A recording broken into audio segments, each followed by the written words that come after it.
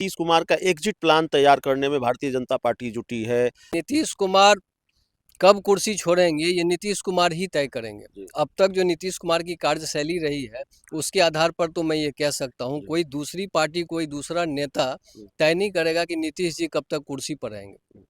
निशांत जी की बात आपने कही तो निशांत जी को राजनीति में लाने के लिए जदयू संगठन से जोड़ने के लिए डिमांड पहले से होता रहा है। अब उसमें क्या है कि निशांत जी अगर आ भी रहे हैं तो नीतीश जी की वो मदद करेंगे। नीतीश जी मुख्यमंत्री हैं, बहुत सारा काम है, तो निशांत जी जब आएंगे तो संगठन में जाकर के अगर देखेंगे तो आज जो लग रहा है कि मान लीजिए बहुत समय वो मुख्यमंत्री जी संगठन में नहीं दे पा रहे हैं, तो निशांत जी जब रहेंगे तो निशांत जी का मतलब कि नीतीश जी की उपस्थिति हो रही है, तो जदयू को इससे फायदा ही होगा। और इसमें मान लीजिए कि बीजेपी की कोई नीति अगर छिपी हुई रणनीति है तो वो बहुत फायदेमंद होगी, सफल हो जाएगी, ऐसा नहीं है। इसलिए नमस्कार, आप देख रहे हैं 4 PM और मैं हूं अभिषेक मिश्रा। देखिए, इस वक्त हमारे साथ बिहार के बहुत सीनियर जर्नलिस्ट, जाने माने पत्रकार जय कृष्ण सर हैं और जाहिर तौर पर बिहार की राजनीति पर चर्चा होगी। 2025 के विधानसभा चुनाव नतीजे आने के बाद और सरकार गठन के बाद जिस तरीके का घटनाक्रम है और उन घटनाक्रमों से जो सवाल पनपे हैं, उन सवालों के जवाब तलाशने की कोशिश करेंगे।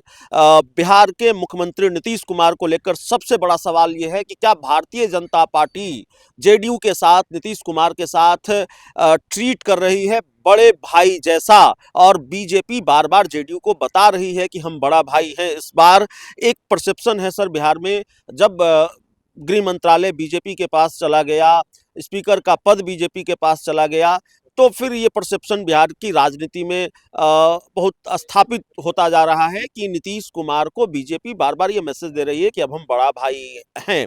तो ये जो दो घटनाक्रम हुए, आगे दूसरे सवाल पर आएंगे, लेकिन दो महत्वपूर्ण घटनाक्रम हुए कि पहले गृह मंत्रालय, जिसको नीतीश कुमार ने कभी छोड़ा नहीं लेकिन इस बार सम्राट चौधरी के लिए छोड़ दिया, और स्पीकर का पद तो पहले भी बीजेपी के पास था, लेकिन जब गृह मंत्रालय गया तो लगा कि नहीं, जेडीयू शायद स्पीकर की कुर्सी अपने पास रखेगी, लेकिन स्पीकर का पद भी जेडीयू के पास नहीं गया, वो फिर बीजेपी के पास चला गया। तो इसको कैसे देखते हैं? देखिए, इसमें ठीक है, ये सब चीज़ें विचार में है, चर्चा में है, लेकिन मैं समझता हूँ कि ये बहुत बड़ी बात नहीं है। और इसके आधार पर आप जदयू को छोटा भाई या नीतीश कुमार को अगर कमतर रखते हैं तो शायद ये तात्कालिक रूप से खुश होने वाली बात है। लेकिन इतना मान कर चलिए, नीतीश कुमार हैं, और नीतीश कुमार की नीति को, नीतीश कुमार की सोच को खंडित करके या उसको बाईपास करके कोई आगे बढ़ जाएगा, फिलहाल बिहार की राजनीति में ये संभव नहीं है जी। दूसरी बात, आपने कहा है स्पीकर की कुर्सी, आप याद कीजिए स्पीकर की कुर्सी तो इससे पहले भी विजय सिन्हा जी थे। जी, नंदकिशोर यादव थे। हाँ, नहीं, विजय सिन्हा जी जब थे और सत्ता परिवर्तन हुआ, महागठबंधन की मैं बात कर रहा हूँ, बीजेपी साइड हटी, महागठबंधन की सरकार बनी, उस समय में क्या हुआ था? होता क्या है कि सदन का जो नेता है वो ज़्यादा प्रभावशाली होता है। स्पीकर ठीक है, विधानसभा के अध्यक्ष होते हैं, सब कुछ उनका है, लेकिन राजनीतिक परिस्थिति और राजनीति के धुरी पर जिस आदमी का कमांड है वो सब पर भारी पड़ता है। इसलिए मुझे नहीं लगता है कि स्पीकर की कुर्सी दे देने से या गृह विभाग दे देने से बीजेपी जो है वो जदयू पर हावी होगा या नीतीश कुमार की जो नीति है, कार्यशैली, उस पर वो हावी होगा, मुझे नहीं लगता है। एक चर्चा यह भी है कि नीतीश कुमार का एग्जिट प्लान तैयार करने में भारतीय जनता पार्टी जुटी है। उनके बेटे निशांत को राजनीति में लाकर नीतीश कुमार के सम्मानजनक विदाई की तैयारी है।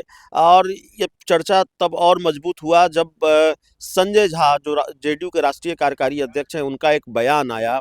उन्होंने कहा कि हम तो चाहते ही हैं निशांत राजनीति में आएँ और मतलब आकर काम करें। और यही संजय झा थे जिन्होंने कभी निशांत के राजनीति में आने की बात को खारिज किया था।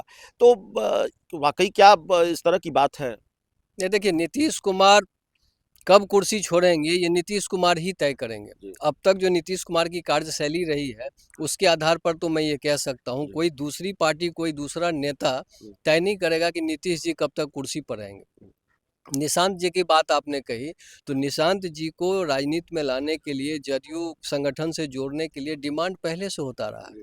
अब उसमें क्या है कि निशांत जी अगर आ भी रहे हैं तो नीतीश जी की वो मदद करेंगे। नीतीश जी मुख्यमंत्री हैं, बहुत सारा काम है, तो निशांत जी जब आएंगे तो संगठन में जाकर के अगर देखेंगे तो आज जो लग रहा है कि मान लीजिए बहुत समय वो मुख्यमंत्री जी संगठन में नहीं दे पा रहे हैं, तो निशांत जी जब रहेंगे तो निशांत जी का मतलब कि नीतीश जी की उपस्थिति हो रही है, तो जदयू को इससे फायदा ही होगा। और इसमें मान लीजिए कि बीजेपी की कोई नीति अगर छिपी हुई रणनीति है तो वो बहुत फायदेमंद होगी, सफल हो जाएगी। ऐसा नहीं है, इसलिए कि निशांत ठीक है, खामोश व्यक्ति ज़्यादा कुशल होता है।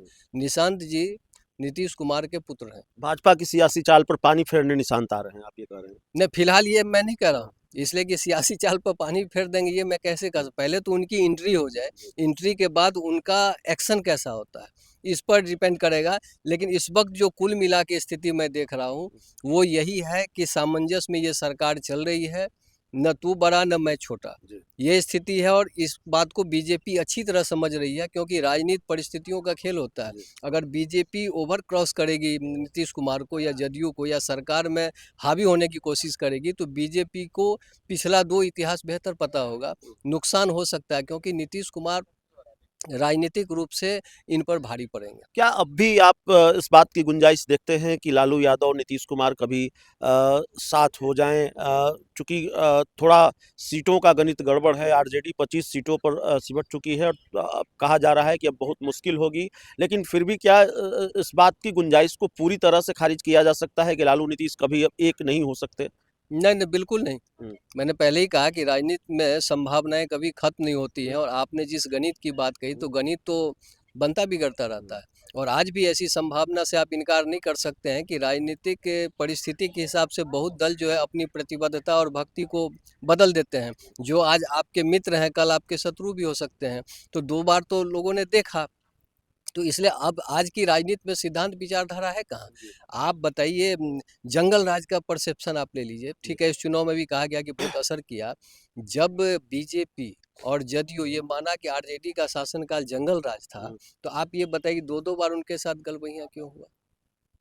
अगर मुख्यमंत्री जी मान रहे हैं कि आरजेडी का शासनकाल जंगल राज था, तो फिर आरजेडी के साथ आपने 2-2 बार गठबंधन करके सरकार क्यों बनाई?